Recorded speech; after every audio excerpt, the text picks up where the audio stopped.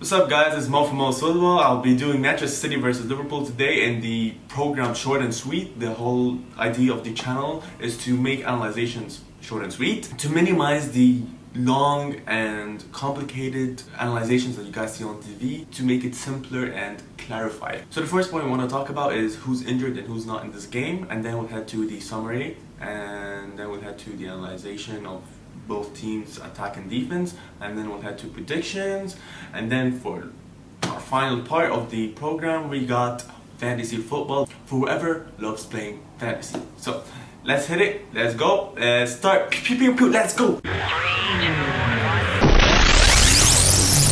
For Man City you got Aguero. Yeah, that's pretty much it. Aguero's not going to play. Gabriel Jesus is back from the injury, but Aguero's not going to play. Kevin De Bruyne's been playing for a while, so whoever's wondering. For Liverpool, you got Fabinho, you got Matip, you got... Matip has a 75% chance of playing, actually. You got Fabinho, Matip, and you got who else? Oh, of course, Van Dijk. Sorry, guys. So, for the start of the game, let's start with Liverpool. For Liverpool, they really have to use Manchester City's defense on their side. Here's what I mean. They're just really bad. Manchester City's defense is horrible. So Liverpool's attack is one of the best attacking lines in the entire world. I mean, you got Salah, Mane, and Firmino, and now you're adding Jota to the mix. Have you guys seen Jota? By the way, he scored a hat-trick yesterday. Freaking hat-trick, bro. A hat-trick. How do you score a hat-trick? Anyways, if Liverpool does not use Manchester City's defense and attack them with all they got, they will get eaten, because on the other side you got Manchester City's attacking force: De Bruyne, Ferran Torres, Raheem Sterling, Riyad Mahrez, Ilkay Gundogan. It's just too much. Bernardo Silva, Phil Foden. It's a lot of players. So you really have to attack them before they attack you, because your defense isn't as good as well. You only got Joe Gomez from the senior team, and the other guy is Roy Williams, who has 2 games in his senior profile. Fabinho's injured, Matip has 75% chance, so if Matip doesn't play, you're gonna get eaten. Even if Matip plays, by the way, Joe Gomez and Matip are not a good duo together in the defense. So you gotta eat them before they eat you. And I believe the best way to do that is using the 4-2-3-1 formation. The 4-2-3-1 formation has proved very efficient with Diego Jota and Firmino and Salah and Mane. It's just perfect. It's really perfect. You get to use all your players, you get to use everyone that you want, all the talented players, and at the same time, it's very attackive. You could really hurt Manchester City's defense. However, with Manchester City, they really have to play the false 9. It's just been working with them. Even if Gabriel Jesus plays, by the way, Gabriel Jesus has a good chance of playing because he did play in the Champions League, so he could maybe be on the bench, come in. But even if Gabriel Jesus does play, they need to play him as a false 9. He can't play as a striker anymore. He's a really good dribbler, very good passer. He's a fair finisher. So the false 9 will really suit Gabriel Jesus. So let's head to Manchester City's attack and defense to analyze what do I mean by the false 9. Let's go, guys.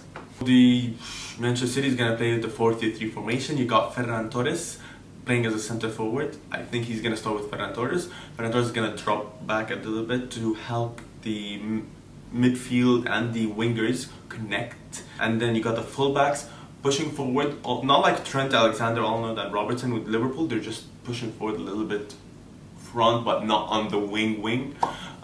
Then you got Kevin De Bruyne and Gundogan. I believe he's going to play with Gundogan. And Rodri on the defensive midfielder. They're all going to push up a little bit. However, Rodri is going to stay back a little bit more than Kevin De Bruyne and Gundogan.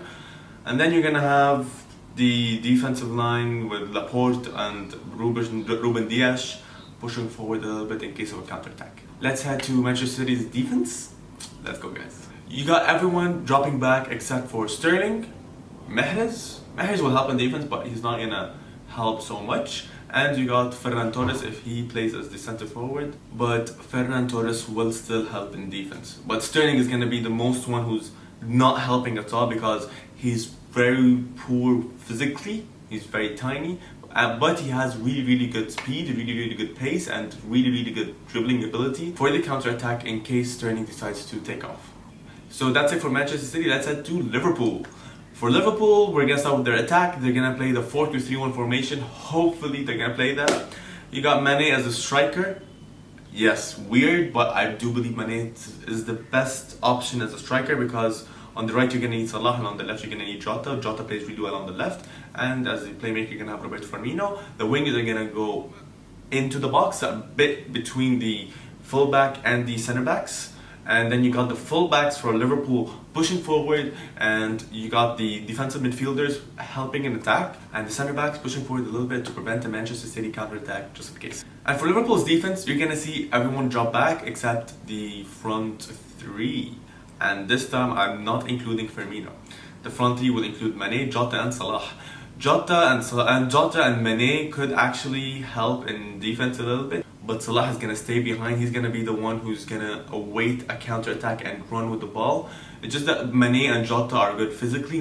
Salah is a little bit weaker, so he's gonna be the one waiting for the counter attack, and everyone else is gonna be dropping back to make a crowd in Manchester City's complex midfield. So that's it for Manchester City and Liverpool. Let's head to predictions. For predictions, I believe Liverpool will win 2-1. Manchester City has only scored 1 goal in the last 4 games, besides that game against Olympiacos. So I do believe Manchester City is going to be the team that will lose in this game. It's just not enough attacking force. They're not connecting with each other like we used to know, we used to see. You know, Manchester City used to be a team that used to win 5-6-0 every week, week in, week out. They used to win incredible games, but this season they're not performing like we're used to see Manchester City, like we're used to see Pep Guardiola's teams in general. So that's it for the game, and let's head to fantasy football. Let's go, guys. For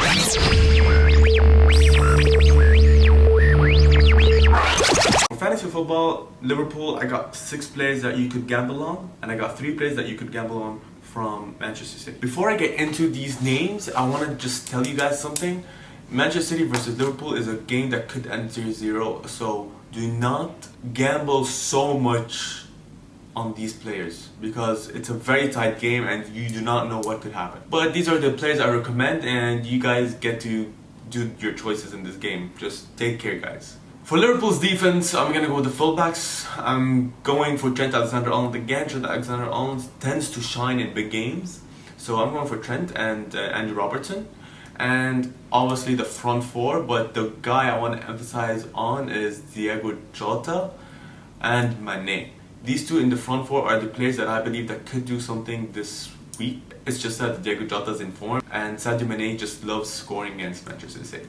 On the other side, we got Manchester City's fantasy stars. I got 3 players for them. One is obviously Kevin De Bruyne, and the other is obviously Sterling, And the third player I'm gonna choose is Ferran Torres. I believe Ferran Torres could actually do something. The guy, to be honest, I'm amazed. I did not see that coming. I did not see that coming at all. So yeah, the third person would be Ferran Torres. I really think he could make a huge impact. So thank you guys for reaching to the end of the video, and I hope you guys liked the video, and I hope that video was useful to you guys. So take care, guys. Good luck in this week's fantasy. Really hard. Good luck.